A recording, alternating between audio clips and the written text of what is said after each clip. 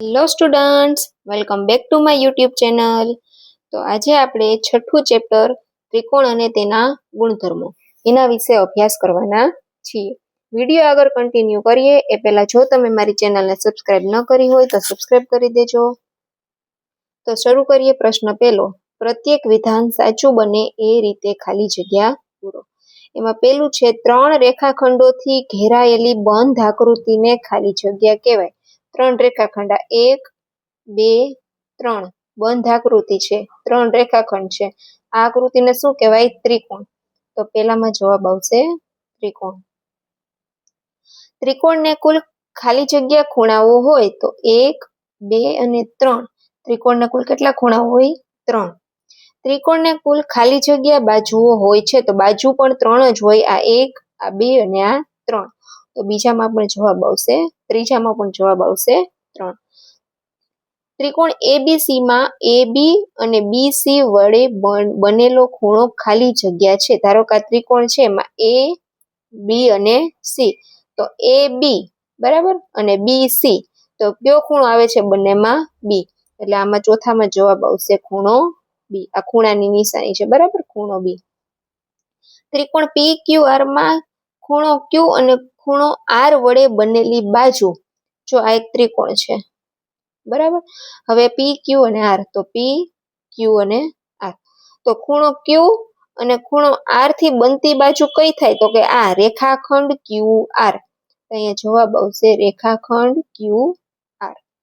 ત્યાર પછી ત્રિકોણ FOX માં ખૂણા O ની સામેની બાજુ. ધારો કે આ જ છે, ધારો કે FOX, બરાબર. અહીંયા FOX બતાવું તો ખૂણા O ની સામેની બાજુ આ O છે અને એની સામેની બાજુ એટલે કે આ.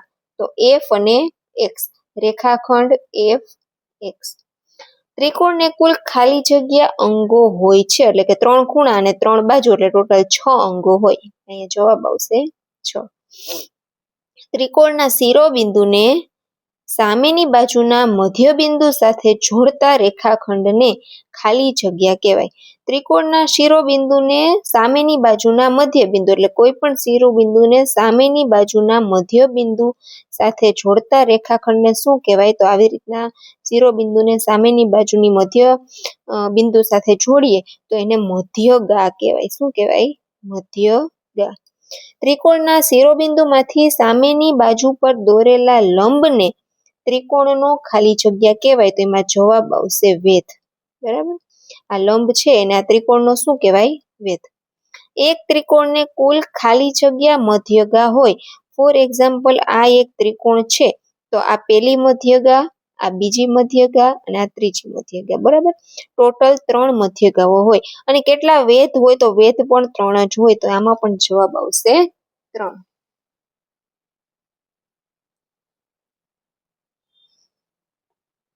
ફરી પાછું બતાવી દઉં છું. ત્રિકોણના શિરોબિંદુમાંથી સામેની બાજુ ઉપર દોરેલા લંબને ત્રિકોણનો વેધ કહેવાય. કોઈ પણ ત્રિકોણના શિરોબિંદુથી સામેની બાજુએ દોરેલો લંબ હોય એને ત્રિકોણનો શું કહેવાય? વેધ કહેવાય. અને એના પછી પૂછ્યું છે કેટલી મધ્યગા હોય? તો 3 મધ્યગા હોય. મેં તમને અહીં હમણાં બતાવ્યું કે એ પહેલી, આ બીજી અને આ ત્રીજી. તો 3 મધ્યગા હોય અને આ વેધ પણ કેટલા હોય? 3. ત્યાર પછી છે ત્રિકોણના બહિષ્કોણનું માપ ત્રિકોણના ખાલી જગ્યા 2 ખૂણાઓના માપના સરવાળા જેટલું હોય. એટલે કે ત્રિકોણના બહિષ્કોણ એટલે કે બહારનું માપ, એક્સટેરિયર એંગલ કીધું છે, બરાબર. ઇન્ટિરિયર એંગલ હોય તો એ અંદરનું માપ થાય. એક્સટેરિયર એંગલનું માપ જે છે એ ત્રિકોણના ખાલી જગ્યા 2 ખૂણાના માપના સરવાળા જેટલું હોય. તો આમાં જવાબ આવશે અંતર્મુખ. ત્યાર પછી ત્રિકોણના બહિષ્કોણ અને આ બહિષ્કોણના આસન્ન કોણના માપનો સરવાળો ખાલી જગ્યા થાય. તેમાં જવાબ આવશે 180 અંશ. ત્યાર પછી છે ત્રિકોણનો બહિષ્કોણ કાટકોણ હોય તો બંને અંતઃસમ્મુખ કોણ ખાલી જગ્યા હોય. તો એ આવશે લઘુકોણ હોય. એમાં જવાબ આવશે લઘુકોણ. પછી ત્રિકોણનો બહિષ્કોણ ગુરુકોણ હોય તો 2 અંતઃસમ્મુખ પૈકી એક જે છે એ લઘુકોણ હશે. તો આમાં પણ જવાબ આવશે લઘુકોણ. ત્રિકોણનો બહિષ્કોણ લઘુકોણ હોય તો બંને અંતઃસમ્મુખ કોણ કેવા થાય? લઘુકોણ. એટલે આમાં પણ જવાબ આવશે લઘુકોણ. ત્રિકોણના ત્રણેય ખૂણાના માપનો સરવાળો 180 અંશ થાય. એક ખૂણાનો 60, ત્રણેય ખૂણાનો કેટલો થાય? 180. સમબાજુ ત્રિકોણમાં વેધ એ જ એની ખાલી જગ્યા હોય, તો વેધ હોય એ જ એની મધ્યગા હોય. જો એક્ઝામ્પલ તરીકે આ છે, તો આ સમબાજુ ત્રિકોણ તરીકે ગણીએ કે બધી બાજુ સરખી છે 5-5 સેન્ટીમીટરની, તો જે વેધ અને મધ્યગા એ બંને એક જ થશે, કેમ કે બંનેનું માપ કેવું હોય? એક હોય. ત્યાર પછી છે સમબાજુ ત્રિકોણમાં તેની સરખી ન હોય તેવી બાજુ પરની મધ્યગા એ તેના ખાલી જગ્યા જેટલી હોય. તો એ સમદ્વિબાજુ ત્રિકોણ કોને કહેવાય? તો કે બે બાજુ સરખી હોય. ત્રિકોણને કુલ કેટલી બાજુ હોય? 3 બાજુ હોય, બરાબર. એમાંથી જો કોઈ પણ બે બાજુ સરખી હોય એટલે કે સમદ્વિબાજુ ત્રિકોણ હોય, તો તેની સરખી ન હોય તેવી બાજુ એટલે કે ત્રીજી બાજુ જે સરખી નથી, તો એની મધ્યગા કેના જેટલી હોય? તો કે ત્રિકોણના વેધ જેટલી હોય. તેમાં જવાબ આવશે વેધ. સમબાજુ ત્રિકોણના ત્રણેય ખૂણાનું માપ ખાલી જગ્યા હોય, તો એમાં જવાબ આવશે 60, કેમ કે ત્રિકોણના ત્રણેય ખૂણાના માપનો સરવાળો 180 હોય. તો સમબાજુ ત્રિકોણ એટલે બધી બાજુ સરખી, તો સરખી હોય તો ત્રણેય બાજુ 60-60 હોય તો જ 180 અંશ થાય. ત્રિકોણની બે બાજુના માપનો સરવાળો ત્રીજી બાજુના માપ કરતા કેવો હોય? તો કે હંમેશા વધારે જ હોય.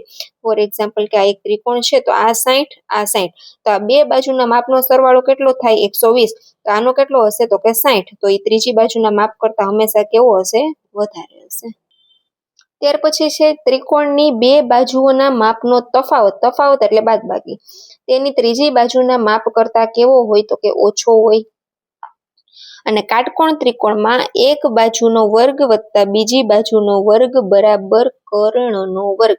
આ એક સૂત્ર છે, અને ધારો કે આ કાટકોણ ત્રિકોણ આવી રીતના બનાવું છું. આ ખૂણો 90 અંશનો હશે એટલે કાટકોણ થાય, અને ત્રિકોણને નામ આપું છું ABC. તો આનું સૂત્ર છે કે AB નો વર્ગ એટલે કે પેલી બાજુનો વર્ગ, BC નો વર્ગ એટલે બીજી બાજુનો વર્ગ બરાબર AC નો વર્ગ થાય. અને આમાં AC જે છે એ કર્ણ કહેવાય, બરાબર. AC ને શું કહેવાય? કર્ણ. તો કર્ણનો વર્ગ, તો AB વર્ગ વત્તા BC વર્ગ બરાબર AC વર્ગ, એટલે એક બાજુનો વર્ગ વત્તા બીજી બાજુનો વર્ગ બરાબર કર્ણનો વર્ગ. અને આને જે છે એ તમારે પાયથાગોરસના નિયમ તરીકે પણ આને ઓળખવામાં આવે, પણ એટલું બધું ડીપમાં તમારે અત્યારે સમજવાનું નથી. તમારે માત્ર આ સૂત્ર યાદ રાખવાનું છે, પરંતુ આને જે છે એ પાયથાગોરસ નિયમ તરીકે પણ ઓળખવામાં આવે છે. શરૂ કરીએ પ્રશ્ન બીજો. સાચો વિકલ્પ પસંદ કરી અને ખાલી જગ્યા પૂરો. એમાં પેલી ખાલી જગ્યા છે ત્રિકોણ ABC માં રેખાખંડ BD ને લંબ રેખાખંડ AC છે. ફોર એક્ઝામ્પલ, જો આ ત્રિકોણ હું તમને દોરીને બતાવું. ત્રિકોણ ABC. હવે ABC માં BD AC ને લંબ છે, બરાબર. AC ને લંબ છે BD, એટલે અહીંયા જવાબ આવશે ડી, AC ને લંબ. તો BD જે છે એ ખાલી જગ્યા છે, બરાબર. તો આમાં BD શું છે એ તમારે કહેવાનું છે. તો BD એમાં આવશે વેધ, બરાબર.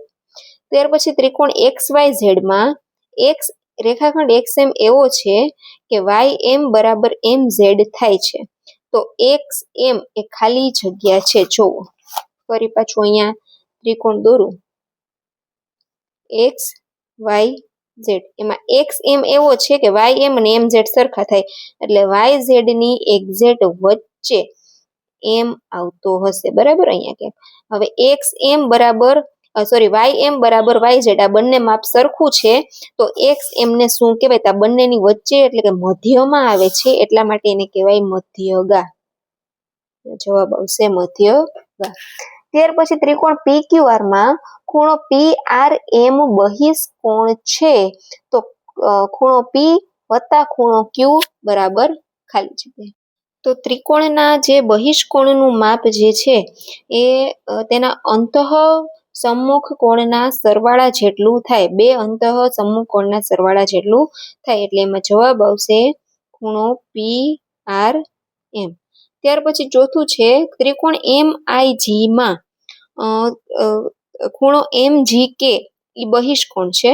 તો MGK બરાબર 105 અંશ હોય, તો MGI ખૂણો જે છે એના બરાબર કેટલું થાય? એટલે આપણે 180 માંથી 105 માઇનસ કરશું, એટલે આપણને જવાબ આવશે 75 એટલે આમાં જવાબ આવશે 75.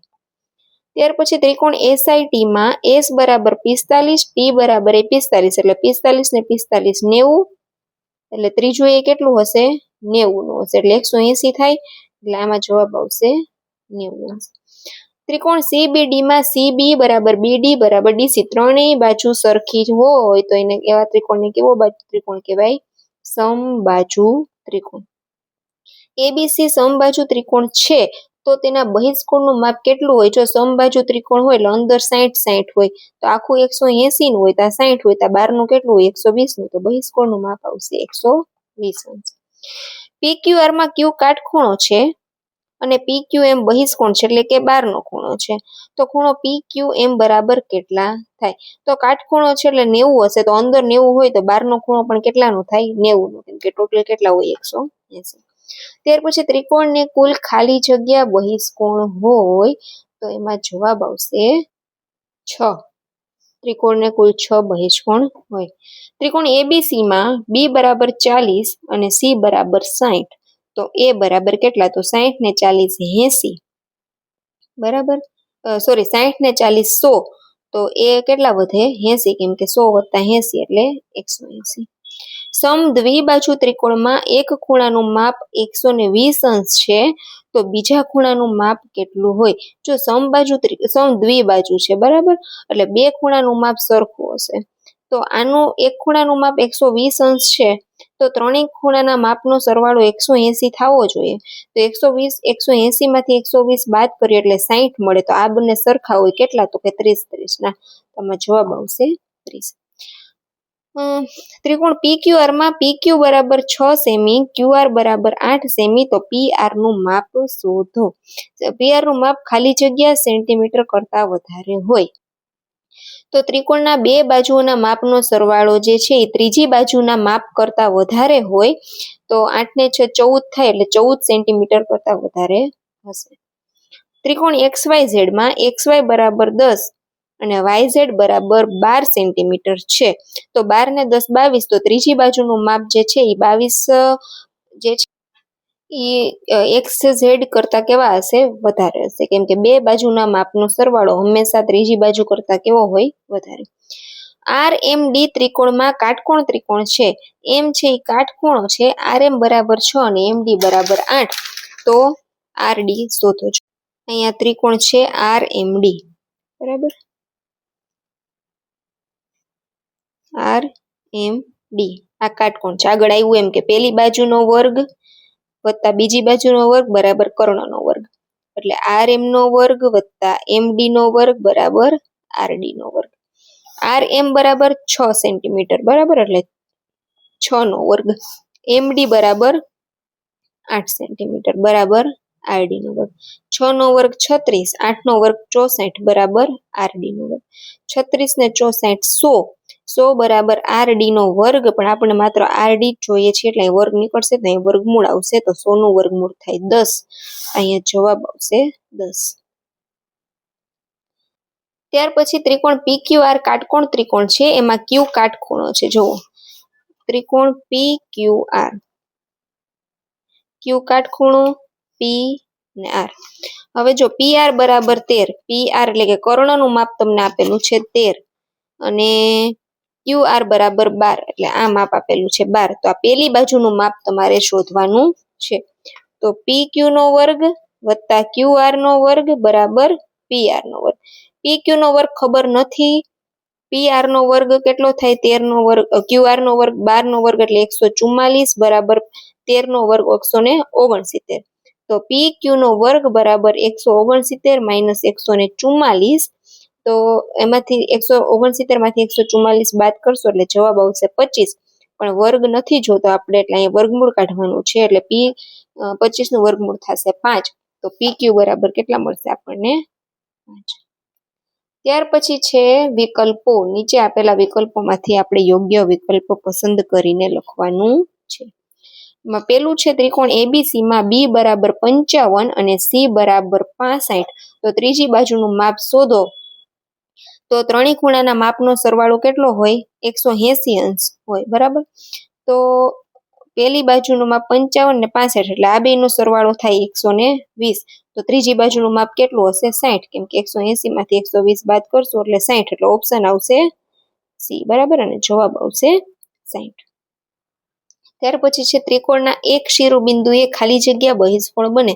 તો આગળ આપણે જોઈએ એમ ત્રિકોણના ટોટલ 6 બહિષ્કોણ હોય અને 3 શિરોબિંદુ હોય, એટલે એક શિરોબિંદુએ કેટલા બહિષ્કોણ બને? 2. તો બીજામાં જવાબ આવશે બી. એબીસી ત્રિકોણ એબીસી નો એબીડી ખૂણો જે છે એ બહિષ્કોણ છે. તો આ બહિષ્કોણના અંતઃ સન્મુખ કોણ ક્યાં ક્યાં થાય? તેમાં જવાબ આવશે એ અને સી. જવાબ આવશે અહીંયા બી. કાટકોણ ત્રિકોણને કુલ ખાલી જગ્યા બહિષ્કોણ ગુરુકોણ હોય, એમાં આવશે 4, એટલે જવાબ આવશે ડી. ત્રિકોણ PQR નો બહિષ્કોણ PQS છે. જો PQS બરાબર 70 હોય તો PQR બરાબર કેટલા થાય? તો ટોટલ 180 હોય, 180 માંથી 70 બાદ કરીએ એટલે જવાબ આવે 110, એટલે ઓપ્શન આવશે એ. ત્યાર પછી ત્રિકોણ એબીસી માં a વત્તા b બરાબર 140 હોય તો 180 માંથી 140 બાદ કરીએ એટલે 40 વધે, તો છઠ્ઠામાં જવાબ આવશે સી. ત્યાર પછી ત્રિકોણ XYZ માં ખૂણો x વત્તા ખૂણો y વત્તા ખૂણો z બરાબર, તો કે ત્રણેય ખૂણાના માપનો સરવાળો 180 અંશ થાય, એટલે અહીંયા જવાબ આવશે ડી. ત્રિકોણ એબીસી નો બહિષ્કોણ ACD છે. જો ACD બરાબર 110 અને ખૂણો a બરાબર 60 હોય તો ખૂણો બી બરાબર કેટલા? તો આમાં આપણે અંદર 110 નો આવે એટલે 110 માંથી 60 બાદ થાય એટલે જવાબ આવશે 50, એટલે અહીંયા જવાબ આવશે એ. ત્યાર પછી છે ત્રિકોણ એબીસી માં a બરાબર 70, b બરાબર 60, એટલે 70 ને 60 130. તો ત્રિકોણ એબીસી ના કોઈ એક બહિષ્કોણનું માપ ખાલી જગ્યા હોઈ શકે.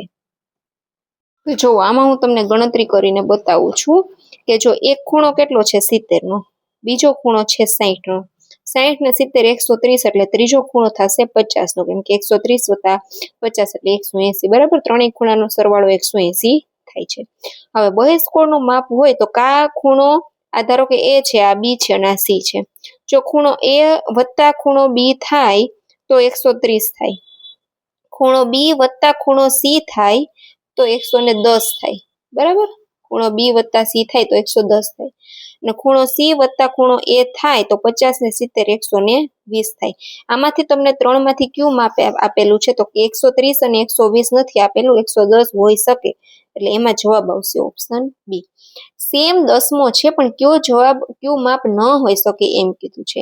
એક માપ 55 દીધું છે ને એક માપ 65 દીધું છે. જો એમાં પણ ટોટલ 3 માપ હશે, એ, બી અને સી. તો બી નું માપ તમને 55 આપ્યું છે અને સી નું માપ 65 આપ્યું છે. તો 55 વત્તા 65 કરશો એટલે 120 આવશે, એટલે એ નું માપ કેટલું હશે? 60, કેમ કે 120 વત્તા 60 એટલે 180. હવે જો ખૂણો એ વત્તા ખૂણો બી કરશો તો 60 ને 55 115 જવાબ આવશે. ખૂણો બી વત્તા ખૂણો સી કરશો તો 55 ને 65 એટલે કેટલો જવાબ આવશે? 120 જવાબ આવશે. અને ખૂણો સી વત્તા ખૂણો એ કરશો તો 125 જવાબ આવશે. 115 120 અને 125 હોઈ શકે, 115 120 125 હોઈ શકે. ક્યુ ન હોઈ શકે? તો કે 100 ન હોઈ શકે. જવાબ આવશે ડી. એક ત્રિકોણના બે ખૂણાના માપ 60 અંશ અને 60 અંશ છે. તો આ ત્રિકોણ ખાલી જગ્યા હોય. જો બે ખૂણાના માપ તમને આપેલા છે તો 60 60, તો ત્રીજોય 60 નો જ હોય તો જ 180 થાય. તો બધાય ખૂણા સરખા છે એટલે સમબાજુ અથવા તો સમકોણ ત્રિકોણ હોય. એક ત્રિકોણના બે ખૂણાના માપ 40 અને 50 છે. તો 40 અને 50 નો સરવાળો 90 થાય. તો ઈ ત્રિકોણ કયો ત્રિકોણ હોય? કાટકોણ ત્રિકોણ હોય. ત્યાર પછી છે પ્રશ્ન ચોથો, નીચેના વિધાનો ખરા છે કે ખોટા તે લખો. એમાં પહેલું જ તમને આપેલું છે કે ત્રિકોણની મધ્યગા જે છે એ ત્રિકોણના અંદરના ભાગમાં જ હોય. તો સાચું છે. ત્રિકોણની મધ્યગા એટલે કે ઈ જે છે એ કોઈ પણ શિરોબિંદુથી સામેને બાજુના મધ્ય બિંદુ ઉપરનો લંબ એટલે કે ઈ થાય એની મધ્યગા, તો એના અંદરના ભાગમાં હોય. બીજું છે ત્રિકોણનો વેધ હંમેશા ત્રિકોણની અંદરના ભાગમાં હોય. તો એ વાક્ય ખોટું છે. એવું જરૂરી નથી કે ત્રિકોણનો વેધ જે છે એ ત્રિકોણની અંદરના ભાગમાં જ હોય. ત્યાર પછી સમબાજુ ત્રિકોણમાં વેધ એ જ તેની મધ્યગા. તો સાચું છે. સમબાજુ ત્રિકોણમાં બધી બાજુ સરખી હોય એટલે વેધ અને મધ્યગા બંને એક જ હોય. સમદ્વિબાજુ ત્રિકોણમાં મધ્યગા એ તેનો વેધ જ હોય તો સમદ્વિબાજુ ત્રિકોણમાં મધ્યગા અને વેધ એક જ ના હોય, કેમ કે એમાં ત્રીજી બાજુ છે એ સરખી ન હોય, એટલે એમાં જવાબ આવશે ખોટું. ત્રિકોણના દરેક શિરોબિંદુઓ ઉપર બનતા બહિષ્કોણના માપ સરખા હોય તો આમાં પણ ખોટું આવશે. ત્યાર પછી ત્રિકોણનો બહિષ્કોણ કાટકોણ હોઈ શકે દર વખતે હોય એવું જરૂરી નથી, પણ હોઈ શકે એટલે આમાં જવાબ આવશે ખરું. ચાહે એમાં પૂછે કે ત્રિકોણનો બહિષ્કોણ કાટકોણ જ હોય તો ખોટું, કાટકોણ હોઈ શકે તો સાચું. ત્યાર પછી છે કોઈ ત્રિકોણમાં બે ખૂણા કાટખૂણા હોઈ શકે તો ન હોય, કેમ કે એક ખૂણો 90 હોય કાટખૂણો, બે હોય તો 180, તો બે માપના જ થઈ જાય, તો ત્રીજાનું માપ ક્યાંથી કાઢવાનું, એટલે આ જવાબ આવશે ખોટું. કોઈ ત્રિકોણમાં ત્રણેય ખૂણા ગુરુકોણ ન હોઈ શકે તો એ સાચું છે, ત્રણેય ખૂણા ગુરુકોણ હોઈ શકે નહીં. ત્રિકોણ એબીસીમાં AB બરાબર 7.5 અને BC બરાબર 9.5, તો AC નું માપ 17 સેન્ટીમીટરથી વધારે હોય. જો આ બેનો સરવાળો કેટલો થાય તો કે 17 સેન્ટીમીટર, બરાબર. તો ત્રીજી બાજુનું માપ છે ને આ બે કરતા તો કેવું હશે, ઓછું જ હશે, એટલે આમાં જવાબ આવશે ખોટું. ત્રિકોણ એબીસીમાં બે બાજુની લંબાઈ 15 અને 12 છે, તો ત્રીજી બાજુનું માપ 3 સેન્ટીમીટર અને 27 સેન્ટીમીટરની વચ્ચેનું હોય, તેમાં જવાબ આવશે સાચું. ત્રિકોણ એબીસીમાં ખૂણો સી કાટખૂણો છે, તો એ બી કર્ણ છે. જો ધારો કે ત્રિકોણ એબીસી, એ બી અને સી, સી અહીં એટલા માટે લખ્યો છે કેમ કે સી કાટખૂણો છે, તો એ બી કર્ણ થાય, તો આ વાત સાચી છે, એટલામાં ખરું આવશે. ત્રિકોણ પીક્યુઆર, હાલો ત્રિકોણ પીક્યુઆર માં આર છે એ કાટખૂણો છે, તો જો અહીંયા દોરું છું ત્રિકોણ પી ક્યુ અને આર છે એ કાટખૂણો છે, તો પી આર જે છે એ સૌથી મોટી બાજુ છે, નહીં સૌથી મોટી બાજુ પી ક્યુ થશે, આમાં જવાબ આવશે ખોટું. તો વિદ્યાર્થી મિત્રો, આ વિડીયો આપણે અહીંયા સુધી જ રાખીએ છીએ. આઈ હોપ કે મારો વિડીયો તમને સારો લાગ્યો હોય. જો મારો વિડીયો તમને સારો લાગ્યો હોય તો મારા વિડીયોને લાઈક કરી દેજો, મારી ચેનલને સબસ્ક્રાઈબ કરી દેજો. નેક્સ્ટ વિડીયોમાં આપણે પ્રશ્ન 5 થી શરૂ કરીશું. તો આજના માટે આટલું જ હતું. મળીએ આપણે નવા વિડીયોમાં. ત્યાં સુધી બધાને bye bye and take care students.